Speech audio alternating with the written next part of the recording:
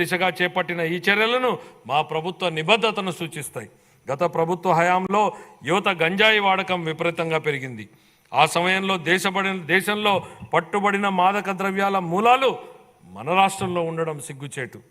అధ్యక్ష, మాదక ద్రవ్యాల విస్తృత వినియోగ వ్యతిరేక కార్యక్రమంలో భాగంగా మా ప్రభుత్వం మాదక ద్రవ్యాల వినియోగ వ్యతిరేక టాస్క్ ఫోర్స్ను ఏర్పాటు చేసింది. విద్యార్థులు గంజాయి మరియు పొగాకు వాడకుండా ఉండేందుకు వారిలో అవగాహన పెంచే సమగ్ర కార్యక్రమాలను ప్రవేశపెట్టడం జరిగింది. ఈ మాదక ద్రవ్యాలు మరియు పొగాకు వ్యతిరేక కార్యక్రమాలు క్రియాశీలక పాత్రను పోషించేందుకు ఉన్నత విద్యాసంస్థల్లోని 3172 యూనిట్లకు శిక్షణ ఇచ్చేందుకు ప్రణాళికలు రూపొందిస్తున్నామని గౌరవ సభకు తెలియజేస్తున్నాను.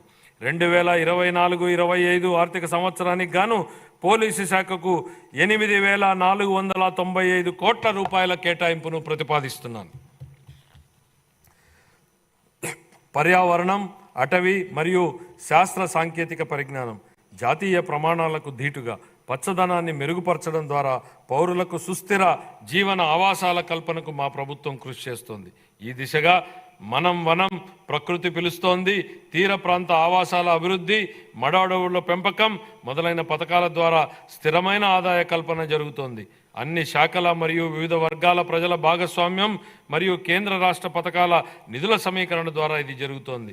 పరిశుభ్రమైన మరియు ఆరోగ్యకరమైన నగరాల కోసం బహిరంగ ప్రదేశాలలో పచ్చదనాన్ని ఇచ్చే నగర వనాలను నిర్వహించడం మరియు విస్తరించడం ద్వారా వాతావరణ మార్పులను తట్టుకునే నగరాలను అభివృద్ధి చేయడానికి నగర వనం పథకాన్ని మా ప్రభుత్వం అమలు చేస్తోంది. 2024-25 ఆర్థిక సంవత్సరానికి గాను పర్యావరణ, అటవీ, శాస్త్ర సాంకేతిక శాఖకు 687 కోట్ల రూపాయల కేటాయింపును ప్రతిపాదిస్తున్నాను.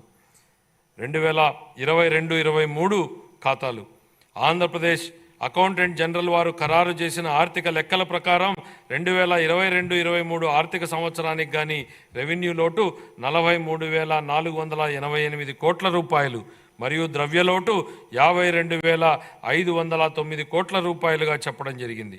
రెవెన్యూ లోటు మరియు ద్రవ్యలోటు వరుసగా 3.3% గాను 3.98% గాను ఉన్నాయి. 2023-24కు సవరించిన అంచనాల ప్రకారం 2023-24 ఆర్థిక సంవత్సరానికి రెవెన్యూ వ్యయం 2,12,450 కోట్ల రూపాయలు కాగా మూలధన వ్యయం 23,330 కోట్ల రూపాయలు. 2023-24 ఆర్థిక సంవత్సరంలో రెవెన్యూ లోటు దాదాపు 38,682 కోట్ల రూపాయలు కాగా ఇదే కాలానికి ద్రవ్యలోటు దాదాపు 62,720 కోట్ల రూపాయలు. ఇది రాష్ట్ర స్థూల దేశీయ ఉత్పత్తిలో వరుసగా 2.65% గాను మరియు 4.3% గాను ఉన్నాయి. 2024-25 బడ్జెట్ అంచనాలు. 2024-25 ఆర్థిక సంవత్సరానికి నేను 2,94,427.25 కోట్ల రూపాయల వ్యయాన్ని ప్రతిపాదిస్తున్నాను. ఇందులో రెవెన్యూ వ్యయం అంచనా 2,35,916.99 కోట్ల రూపాయలు మరియు మూలధన వ్యయం అంచనా 32,712.84 కోట్ల రూపాయలు. ఇదే కాలానికి రెవెన్యూ లోటు 34,743.38 కోట్ల రూపాయలు మరియు ద్రవ్యలోటు 68,742.65 కోట్ల రూపాయలుగా ప్రతిపాదిస్తున్నాను. రాష్ట్ర స్థూల దేశీయ ఉత్పత్తిలో రెవెన్యూ లోటు 4.19% గాను మరియు ద్రవ్యలోటు 2.12% గాను ఉండవచ్చు. ముగింపు. నేను ముందే చెప్పినట్టుగా మన రాష్ట్ర ప్రగతి పునఃప్రారంభానికి మరియు పునర్నిర్మాణానికి ఈ బడ్జెట్ ఒక తొలిమెట్టు. తమ కుటుంబాలలోని ప్రతి ఒక్కరికి ఆరోగ్యం, విద్య, జ్ఞానం, నైపుణ్యం మరియు సంపదలు కలగాలని ప్రతి కుటుంబం కూడా కలలు కంటుంది.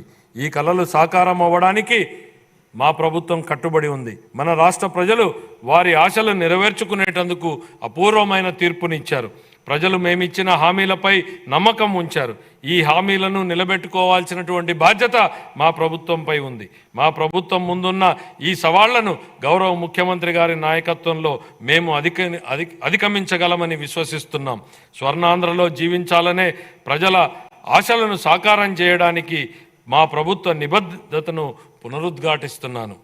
సరళమైన ప్రభుత్వం, ప్రతిభావంతమైన పాలన అనే సూత్రంతో పాలనను క్రమబద్ధీకరించడమే మా ప్రభుత్వ లక్ష్యం. స్వామి వివేకానందుడి స్ఫూర్తిదాయకమైన మాటలతో నా ప్రసంగాన్ని ముగిస్తున్నాను. మనం ఎలా ఉన్నామో దానికి మనమే బాధ్యులం. మనం ఎలా ఉండాలనుకున్నా అలా మనల్ని తయారు చేసుకునే శక్తి మనకుంది. మనం ఇప్పుడు ఉన్నది మన గత చర్యల ఫలితమైతే భవిష్యత్తులో మనం ఏమి కావాలనుకుంటున్నామో అది మన ప్రస్తుత చర్యల ద్వారా ఖచ్చితంగా నిర్ణయించబడుతుంది. కాబట్టి ఎలా నడుచుకోవాలో మనం తెలుసుకోవాలి. ఈ మాటలతో నేను ఇప్పుడు బడ్జెట్ను గౌరవ సభ ఆమోదం కోసం సమర్పిస్తున్నాను. జై ఆంధ్రప్రదేశ్, జై హింద్.